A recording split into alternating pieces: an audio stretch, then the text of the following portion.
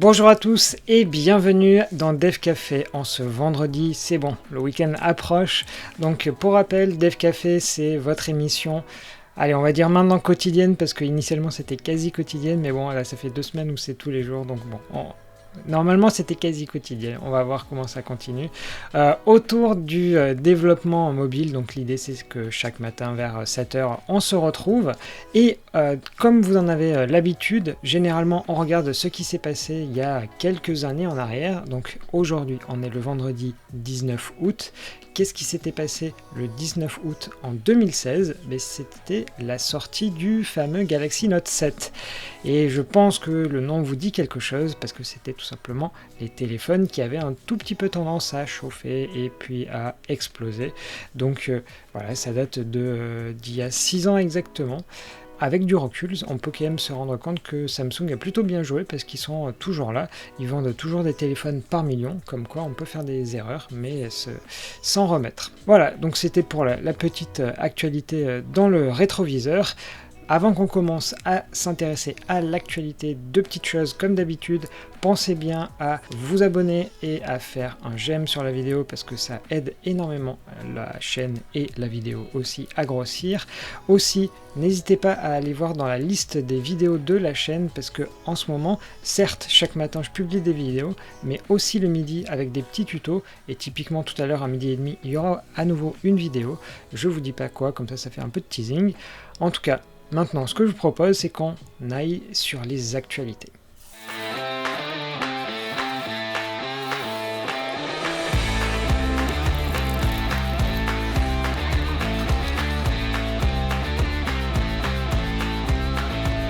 Pour ces actualités, on va commencer du côté de chez Apple et surtout si vous avez un iPhone ou un Mac, pensez bien à faire des mises à jour parce qu'a priori, il y a des failles de sécurité qui ont été détectées et du coup corrigées. Donc voilà, pensez bien à faire, c'est important.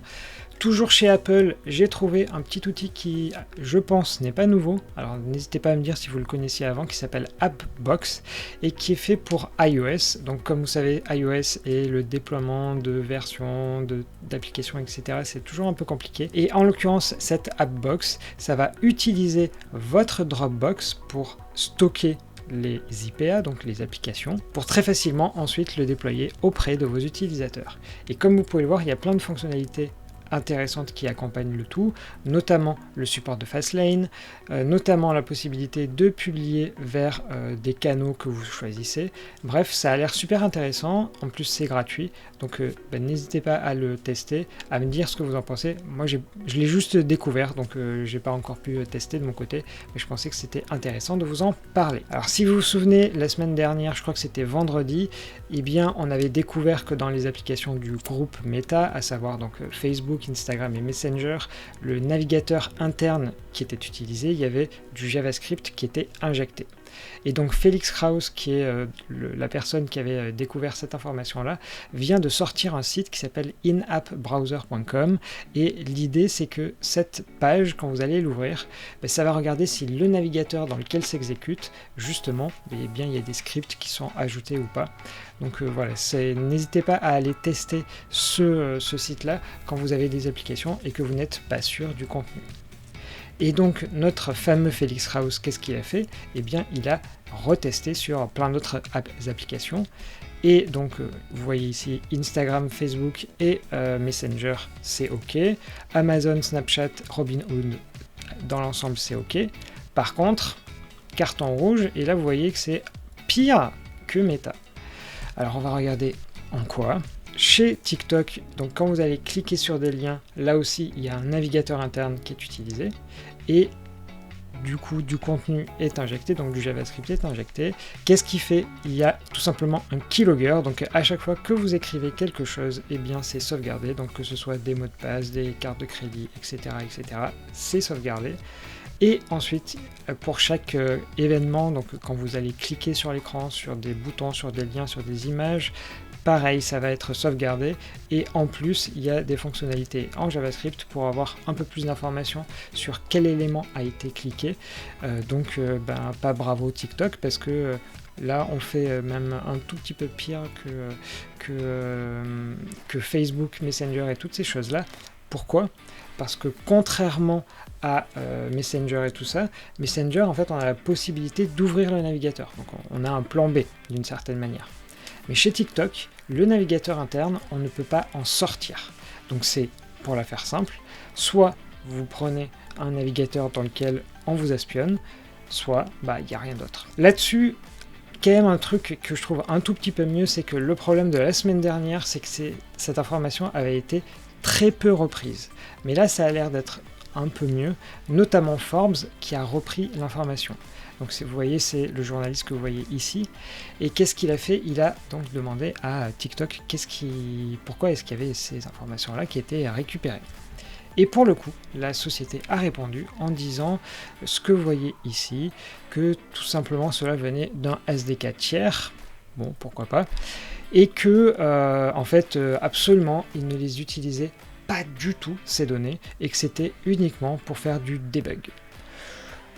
Comment dire, injecter du code dans de l'HTML, on fait vraiment ça par erreur? Moi j'ai pas trop tendance à y penser. Donc bon, surtout, comme la semaine dernière, je vais vous recommander la même chose. Si vous utilisez l'appli, en fait, la seule chose, n'ouvrez pas des liens en fait, parce que il n'y a pas de plan B, parce que comme je vous l'ai dit, on ne peut pas choisir autre chose que le navigateur par défaut. Donc vu que TikTok est utilisé principalement par des ados ou généralement la génération inférieure à la mienne, n'hésitez pas à aller leur communiquer cette information-là, car ça craint à nouveau. On va enchaîner avec quelques petites actualités un peu à droite à gauche. Pour commencer, au niveau de Facebook, je suis tombé sur des statistiques qui m'ont carrément étonné. Et donc la voici cette stat. Donc en 2021, dans le top des applications aux US sur l'iPhone, à 7 reprises, l'application Facebook a été sortie de ce top. Là en 2022, alors qu'on n'est qu'encore qu'au mois d'août, 97 fois l'application est sortie du top 10. Donc c'est vous dire à quel point l'application est petit à petit en train de tomber. Donc là, l'article dans lequel j'ai trouvé cette information-là, ça discute de plein de choses, de qu'est-ce qui est prévu dans l'avenir. Mais voilà, je trouvais que cette stat était particulièrement effrayante, parce que j'aurais jamais pensé que Facebook commence à être sur la pente aussi descendante. Pour continuer sur maintenant des actualités un peu plus sympathiques, pour rappel, ce week-end, si vous faites du Flutter et que vous aimez faire des jeux, vous savez qu'il existe un moteur de jeu qui s'appelle Flame et ont été dévoilés les prix. Donc je vous la fais simple. Si vous comptiez aller aux Bahamas, eh bien c'est mort parce que les prix, voilà, c'est sympa mais c'est pas suffisant. Donc c'est plus pour dire j'ai envie de tester et de participer à la Game Jam, mais voilà, en tant que tel, c'est pas avec ça que vous allez être riche malheureusement. On va enchaîner maintenant avec toute une salve d'articles autour de chez Google et on va commencer avec l'arrivée en France de Google Workspace individual. Alors Google Workspace, si vous ne connaissez pas, c'est la possibilité pour les entreprises d'avoir les services Google, donc Gmail, Drive, etc., aux couleurs d'une entreprise et aussi avec le arrobase, le nom de la boîte. Et donc la version individuelle, elle existait déjà, mais là ce qui se passe, c'est qu'elle arrive en France à un tarif un tout petit peu élevé quand même, parce qu'on est à 9 € par mois. Et qu'est-ce que ça inclut? Et là, c'est là où vous allez voir douche froide. Donc des appels vidéo plus longs. Dans Google Calendar, faciliter la prise de rendez-vous. Et côté Gmail, mise en page personnalisée et envoi groupé. Donc là, vous voyez, il y a 3 fonctionnalités. Et en fait, c'est tout pour 9 € par mois, sachant que la possibilité d'avoir un arrobase avec un nom de domaine personnalisé, ça n'est pas disponible sur ce truc-là. Donc autant vous dire que, à mon avis, personne ne va l'utiliser, d'autant que, vu que c'est Google, vous savez très bien que chez Google, ils font toujours 50 services pour grosso modo la même chose. Donc là, il y a Google Workspace individual, mais il y a aussi un autre service qui s'appelle Google One en parallèle. Donc autant vous dire qu'en termes de lisibilité, on ne comprend rien. Et surtout qu'à 9 € par mois, à mon avis, il ne va pas y avoir grand monde qui va l'utiliser. Une petite information que j'avais loupée, c'est les 5 ans de Kotlin chez Android. Alors là, vous avez un petit article, bon, je vous la fais rapide, ne le lisez pas, c'est juste « Ah, c'est trop génial, machin truc ». J'ai trouvé cette interview qui a été faite dans TechCrunch autour donc d'Android et de Kotlin, et donc qui est fait avec le Product Manager Kotlin chez Google, où il nous annonce vite fait 2-3 trucs. Donc, qu'il existe encore un tout petit peu des développeurs qui font du Java pour Android, mais bon, ça de toute façon on le savait déjà, c'est vraiment minoritaire. En termes de base de code, voilà, je cherchais où est-ce que je l'avais mis. Donc ici, on a 8,5 millions de lignes de code qui sont faites en Kotlin chez Google, et chaque année ça double. Et ensuite, il explique, là, ce qui est en orange, que en fait ils sont en train de travailler sur un nouveau compilateur, mais ça on était au courant. Simplement, ce que lui vient préciser, c'est que forcément, quand il y a ce nouveau compilateur, ils réduisent le nombre de nouvelles fonctionnalités, parce que sinon il faudrait le développer 2 fois pour l'actuel compilateur et le nouveau. Donc c'est pour ça qu'ils réduisent. Normalement, ils prévoient de publier tout ça l'année prochaine. Et enfin, dernier élément, et ça, parce que là pour le coup c'est là où il y a quelques annonces, c'est autour de la Kotlin Foundation. Donc ce qu'il faut savoir, c'est que Kotlin initialement c'était fait par JetBrains, et donc Google s'est rajouté par la suite, et ils ont fait cette fondation pour être sûr de dire, bon voilà, il n'y a pas que nous deux, mais bon, jusqu'à présent, dans cette fondation, il n'y a que Google et JetBrains, même s'ils aimeraient pouvoir élargir le nombre de personnes derrière. Et ce qu'ils expliquent, c'est est-ce que ce serait pas bien de mettre cette fondation, par exemple, dans la Linux Foundation. Et là-dessus, a priori, autant JetBrains que Google sont d'accord pour dire que non, c'est bien comme c'est à l'heure actuelle. Bon, j'ai pas trop d'avis là-dessus, mais voilà, ils disent que c'est overkill de faire ça, de mettre ça sous l'ombrelle de la Linux Foundation. Bon, voilà. Et enfin, on va terminer avec une petite news côté Android, et donc Michel, qui est notre nouveau leaker Android, on va dire, puisqu'il vient de trouver qu'il y avait une fonctionnalité qui s'appelle l'Android Upgrade Party.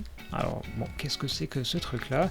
Donc il explique sur son site de quoi il s'agit, et pour vous la faire simple, c'est pas pour nous développeurs, ou en tout cas pas pour nous développeurs d'applications, mais plutôt pour les constructeurs, les fabricants de téléphones, de tablettes, parce que cette fonctionnalité, c'est afficher un écran de nouveauté suite à une mise à jour d'un téléphone.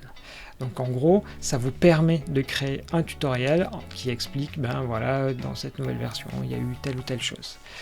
Donc par exemple, sur les pixels, vous avez les pixel tips, ça utilise ce système derrière. Donc il nous donne quelques petites infos en plus. La manière dont ça fonctionne, c'est l'utilisateur, il reçoit une notif, il clique, et ensuite, donc on va regarder dans la doc, vous allez arriver sur 3 types d'écrans que vous voyez ici, et ces 3 écrans sont totalement personnalisables. Donc vous avez un écran d'introduction. Ensuite, vous avez un ou plusieurs écrans dans lesquels vous définissez toutes vos nouvelles fonctionnalités. Donc là-dessus, tout est personnalisable, et bien évidemment, on termine par un écran de conclusion.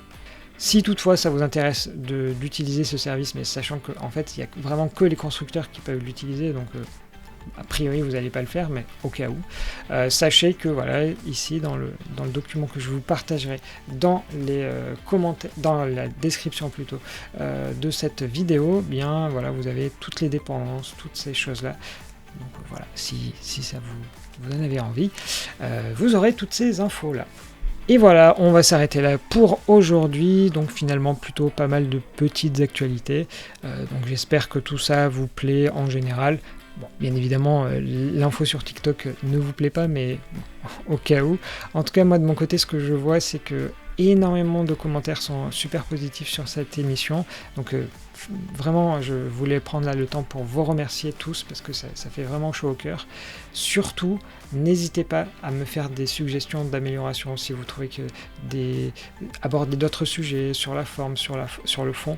Voilà, vraiment, moi je suis à l'écoute de tout ce que vous pouvez me dire. Donc surtout, n'hésitez pas. Moi, ça va vraiment m'être utile. Au cas où, comme d'hab, je vous rappelle, n'hésitez pas à liker et à vous abonner si c'était pas le cas. Et bien, moi, je vais vous souhaiter un bon week-end parce qu'a priori, il y aura plus de vidéos une fois celle de ce midi publiée.